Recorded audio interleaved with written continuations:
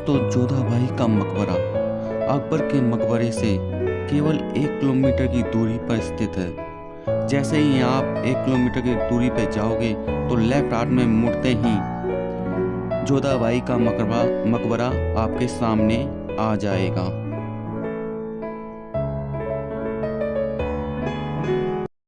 Hello दोस्तों, welcome back my YouTube channel right for adventure.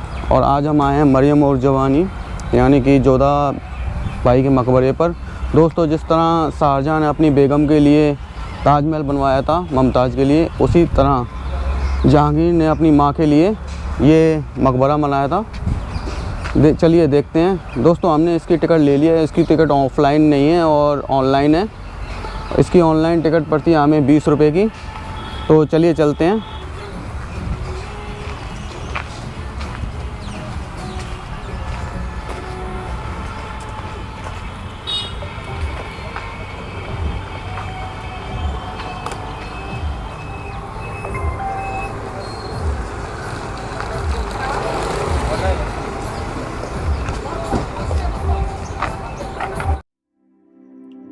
यूं तो मुग़ल साम्राज्य में कई हिंदू रानियां रहीं, लेकिन मलिकाए हिंदुस्तान के नाम से मशहूर जोधा भाई का नाम सबसे पहले लिया जाता है।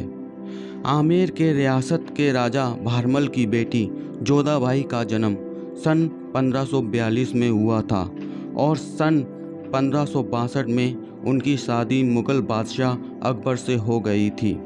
अकबर की पहली पत्नी रुकैया बेगम निसंतान थी और उनकी दूसरी पत्नी सलीमा सुल्तान को भी उनकी दोनों शादियों से उन्हें कोई संतान नहीं हुई थी।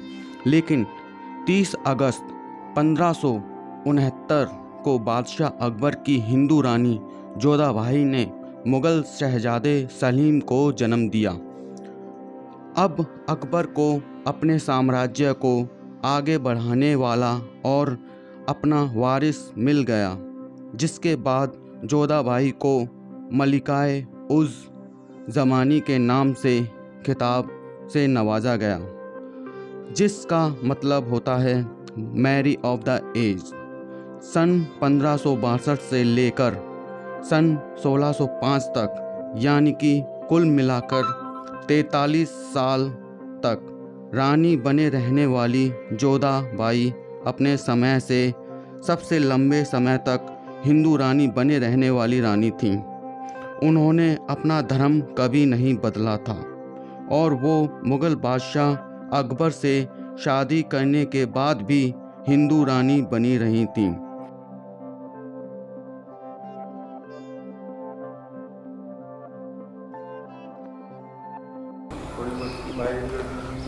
दोस्तों, जोधा बेगम जो थी मुग़ल शासक की बेगम थी, उनकी है ना कब्र यहाँ पे नीचे है।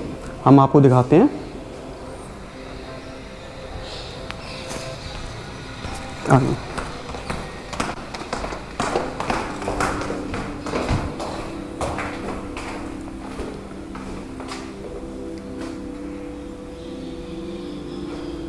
चलिए चलते दोस्तों। ये जोधा बेगम की कब्र थी और इनके जीवन के बारे में कुछ है ना डिस्कस कर लेते हैं। आपको बताते हैं क्या कुछ कैसे था। ये मरियम उज़ ज़मानी का मकबरा था।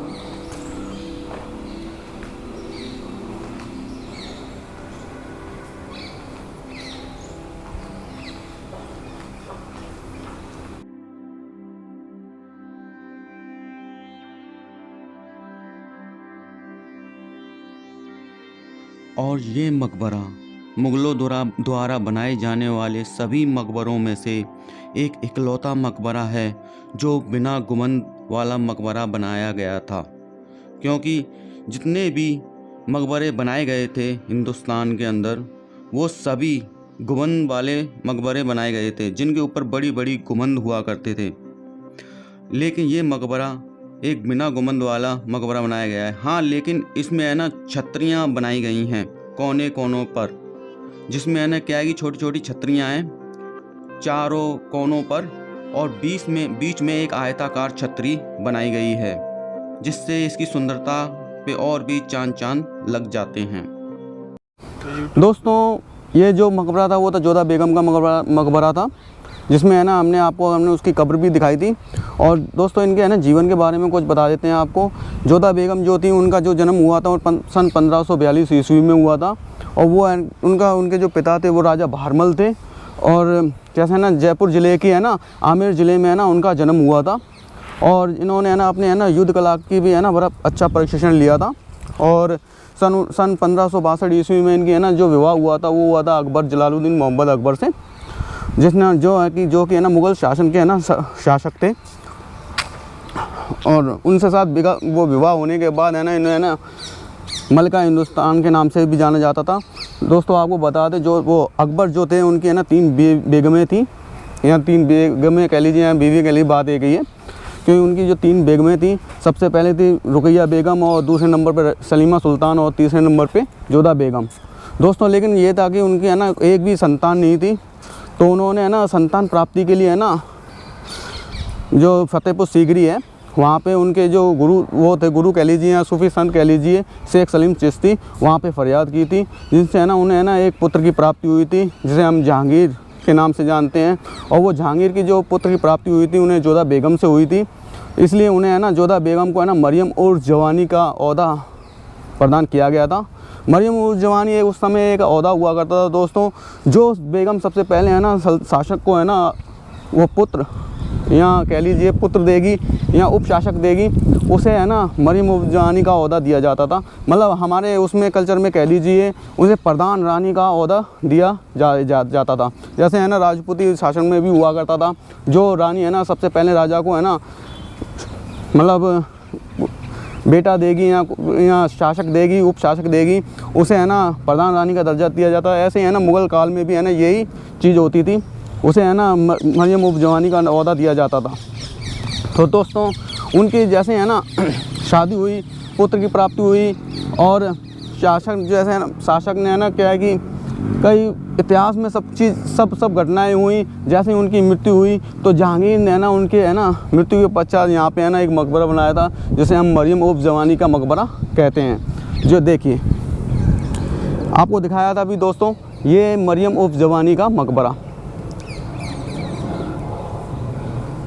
हमने आपको इनकी कब्र भी दिखाई, जिसमें है ना क्या है कि उनकी है ना कब्र बनी हुई है। दोस्तों क्या है कि सभी लोग जानते हैं, और जैसे क्या है कि मुमताज़ महल की कब्र को जानते हैं, जैसे शाहजहाँ ने ताजमहल बनवाया था, उनके मकबरे उसमें उनकी कब्र बनवाई गई थी, तो उसे है ना मुमताज़ की कब्र भी कह दिया जाता है।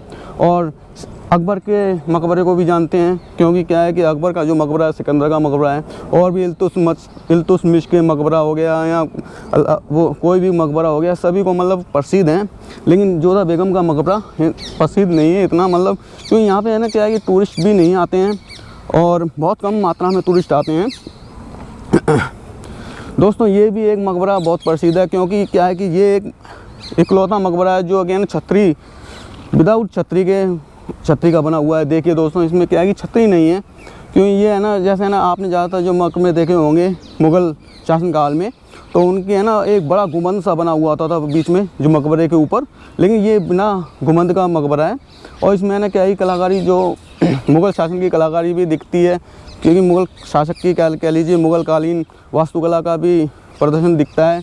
और इसमें क्या है कि हिंदू स्थापत्य कला का भी नमूना दिखता है। इसमें क्या है कि लोटस हो गए, कई चीज़ें हो गई। छतरी में क्या है कि छतरी भी हो गई, जिसमें है ना कई है ना झरोखे हैं, उसमें भी है ना जैसे राजपुताना वास्तुकला का भी नमूना दिखता है। दोस्तों ये वीडियो आपको कैसी लगी, अच्छी लगी, बेकार लगी, कमेंट लाइक सब्सक्राइब ज़रूर कर दीजिएगा, क्योंकि है ना आपके कमेंट से ही हमें ये पता चलेगा कि हमारी वीडियो अच्छी बन रही है, ख़राब बन रही है, क्या बन रही हैं। तो आपकी जो कमेंट होंगी या लाइक होंगी उसके आधार पर हम अपनी अगली वीडियो बनाएँगे। तो सब्सक्राइब और कमेंट और लाइक ज़रूर कर दीजिएगा। आपको ये वीडियो कैसी लगी उसके बाद चलिए ठीक है, चलते हैं फिर मिलते हैं अपनी अगली वीडियो में। बाय।